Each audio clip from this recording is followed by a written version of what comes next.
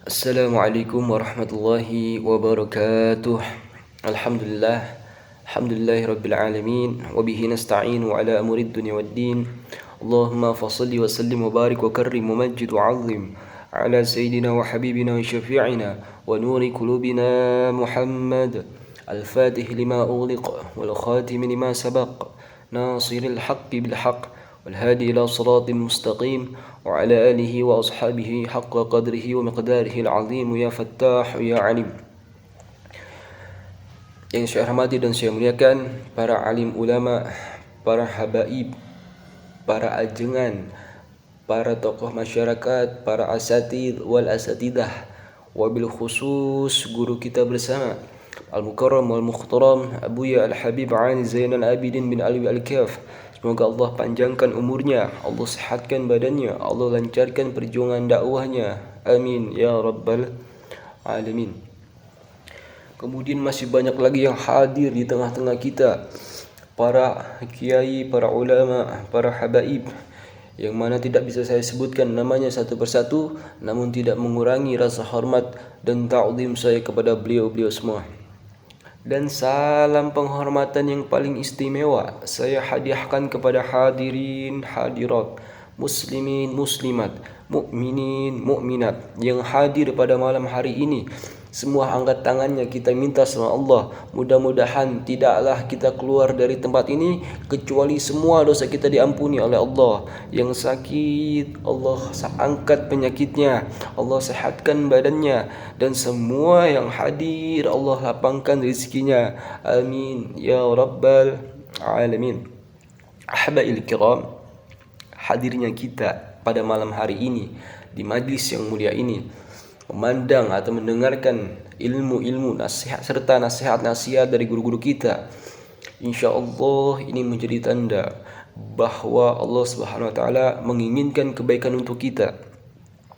Sebagaimana hadis Nabi sallallahu alaihi wasallam yang masyhur yang disampaikan di mana-mana, man yuridillahu bihi khairan yufaqihu fid din. Barang siapa yang Allah menghendaki kebaikan padanya, maka Allah Subhanahu wa taala memberikan faqih, memberikan pemahaman terhadap masalah agama. Insyaallah mudah-mudahan kita termasuk orang-orang yang diberikan kebaikan oleh Allah Subhanahu wa taala. Amin ya rabbal alamin. Ahbail kiram, ada suatu kaidah, ini juga menjadi tema atau pembahasan kita pada hari ini, yakni kaidah al-adabu fawqal ilmi. Adab itu di atas ilmu. Jadi mana yang lebih didahulukan, adab dulu atau ilmu dulu? Di dalam dunia pesantren, kaidah al-adabu fawqal ilmi sudah menjadi rahasia umum. Adab itu di atas ilmu. Mana yang lebih utama, adab atau ilmu? Jadi begini, adab itu adalah hasil dari proses kita menuntut ilmu. Untuk bisa memperoleh adab itu kita harus menuntut ilmu lebih dulu, menuntut ilmu terlebih dahulu.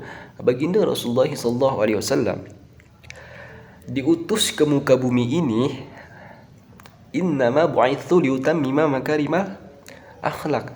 Sesungguhnya aku diutus untuk menyempurnakan akhlak. Dan baginda Rasulullah SAW untuk menyempurnakan akhlak, beliau mengajarkan ilmu.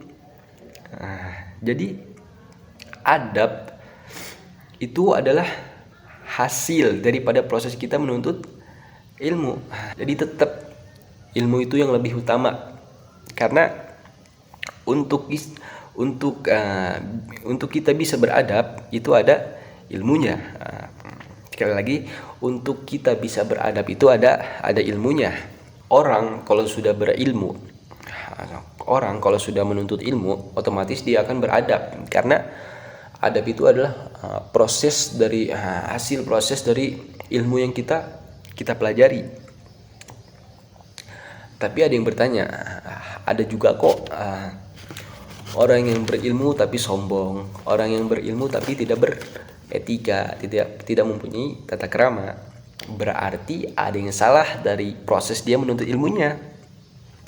Makanya ada kitab Ta'lim Muta'alim, ada kitab Tazkiratus Sami, ada kitab Adabul Muta'alim, dan masih banyak lagi kitab-kitab yang menjelaskan tentang adab, yang menjelaskan tata cara menghormati guru, tata cara menghormati orang yang lebih tua. Itu yang lebih utama, ilmu itu yang lebih utama. Mana buktinya? Buktinya di dalam Al-Quran surat Thaha. Allah Subhanahu wa taala berfirman, "Wa qul rabbi zidni ilman." Wahai Muhammad, mintalah ilmu. Allah Subhanahu wa taala memerintahkan baginda Rasulullah sallallahu alaihi wasallam untuk meminta ilmu, tidak meminta yang lain. Dan dengan sebab ilmu itulah baginda Rasulullah sallallahu alaihi wasallam menyempurnakan akhlak, menyempurnakan adab kepada umat. Jadi tetap harus ilmu dulu baru adab. Karena adab itu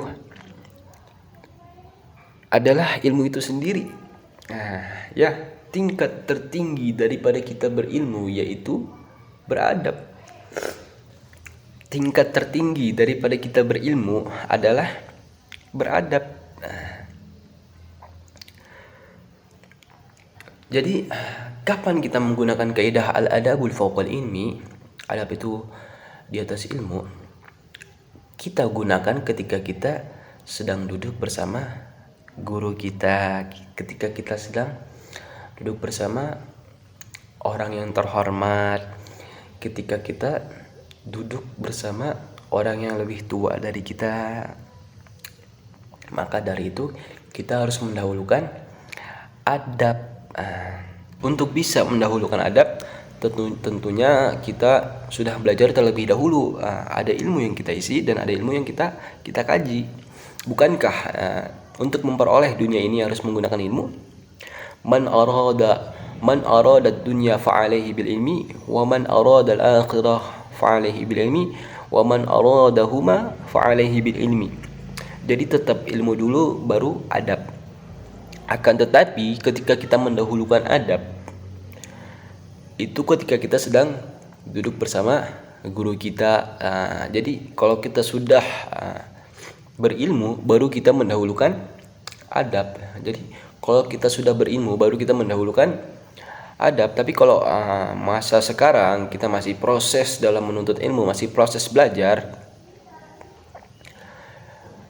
berarti ilmu itu lebih utama. Tuntut ilmu dulu, karena kalau kita sudah berilmu, sudah belajar, otomatis kita akan beradab.